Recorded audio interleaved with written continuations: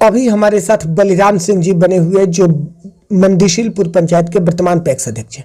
आइए मिलते हैं इनसे और जानते हैं एक पैक्स के दायित्वों के बारे में कि एक पैक्स का पंचायत स्तर पर क्या दायित्व होता है और एक पैक्स जो अपने दायित्वों का किस तरह से निर्वहन करता है। तो स्वागत है आपका डेली लाइव न्यूज चैनल में। पहले हमारा पंचायत और एवं पैक्स जमालपुर था। जमालपुर का नाम से चलता था, अभी पैक्स चल रहा है जमालेपुर का नाम से। जमालेपुर पैक्स के नाम से चल रहा है। अब कट कर नगर निगम में चला गया जमालपुर, तो अब बन गया मदीशिलपुर पंचायत। तो मदीशिलपुर पंचायत बन गया है। पैक्स भी अब बनने जा रहा है, बन जाएगा, लेकिन अभी कार्य चल रहा है जमालेपुर पैक्स का नाम पर। अच्छा, सीआई में से डीलर यहाँ वितरण होता है। डीलर लोग किसान को फिर वितरण करते हैं यहाँ देहात में। तो वही पैक्स के माध्यम से धान खरीदा जाता है और उसी को चावल बनाकर एफसीआई में हम लोग भेजते हैं और फिर एफसीआई से डीलर लोग के पास जाता है चावल। अच्छा, जो आप लोग गेहूं और धान खरीदते हैं किसानों से, वो किस माध्यम से खरीदते हैं, उसकी क्या प्रक्रिया है? उसका प्रक्रिया ये है जो सरकार ही पैसा देता है और सरकार के थ्रू पहले हम लोग को मिलता था, लेकिन अब उन्हीं को खाता में पैसा सरकारें भेज देता है।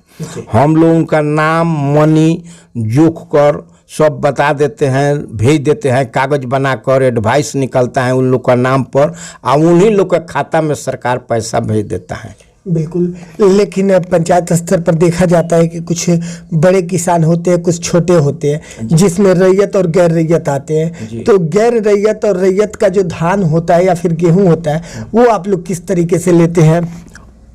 वो हम लोग जैसे रसीद के माध्यम से लेते हैं। रैयत जो है ना, वो बड़ा किसान है, तो उन लोग को ज़मीन का हम लोग रसीद ले करके आ देते हैं। आ गैर रैयत के मतलब जो उन लोग बटाई जो बोते हैं, चाहे बहुत कम ज़मीन है चाहे अधिकांश बटाई लोग बोते हैं, तो धान देते हैं। तो हम लोग उस धान को ले लेते हैं और सरकार के रेट से पैसा उन लोग का खाता में भेजवा देते हैं। तो जो किसान ऑनलाइन करते हैं, आपको धान देते हैं, उसके लिए कौन कौन से कागजात ऑनलाइन की प्रक्रिया में लगाने पड़ते हैं और देना पड़ता है? जी, आधार कार्ड, जमीन के रसीद, यही दो सामान लगता है। बिल्कुल। तो ऐसा देखा जाता है कि पैक्स में एक पैक्स प्रबंधक होते हैं और कुछ कार्यकारिणी के सदस्य होते हैं और पैक्स अध्यक्ष होते हैं। तो जो पैक्स प्रबंधक होते हैं उनकी क्या भूमिका होती है? पैक्स प्रबंधक का, पैक्स प्रबंधक और पैक्स अध्यक्ष दोनों को दस्तखत से ही रुपया का वितरण होता है या कोई कार्यक्रम होता है पैक्स में, तो दोनों के दस्तखत के माध्यम से सब आगे बढ़ता है कागजात।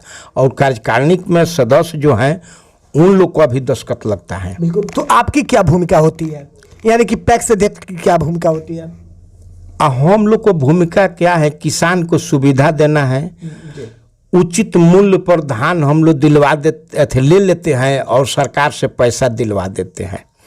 मान लीजिए जे ये बेरा रेट बसना सरकार का धान का 183 था, 2183 रुपया था। और उसके बाद वो बोरा वोरा को भी पैसा लेकर दे करके 2200 रुपया दे देता है क्विंटल पर। बिल्कुल। तो डेली लाइव न्यूज के माध्यम से आपको आपके पंचायत की जनता भी देख रही है, आप अपने नेतृत्व को लेकर और पैक्स के दायित्वों को लेकर जनता से क्या कहना चाहेंगे? जनता से तो हम यही कहेंगे जो खेती पूरा करना चाहिए अच्छा से, और पैक्स में धान उन दीजिए, क्योंकि बिचवलिया को नहीं देना है।